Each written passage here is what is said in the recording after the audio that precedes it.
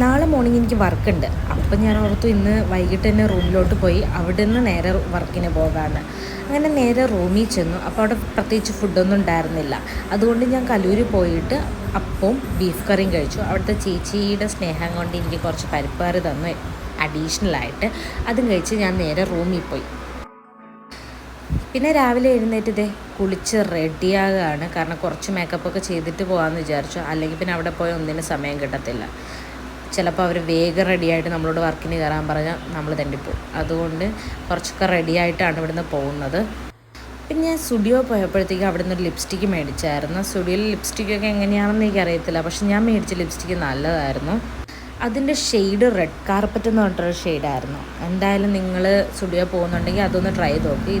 എനിക്ക് വർക്ക് അറ്റ്ലക്സിലായിരുന്നു. അവിടെ പോയിട്ട് നേരെ റെഡിയായി. അതിൻ്റെ ഇടയിലെടുത്ത കുറച്ച് വീഡിയോസ് ചെയ്ത് പിന്നെ റെഡിയായി നേരെ നമ്മൾ ഇവൻറ്റിലോട്ട് പോയി.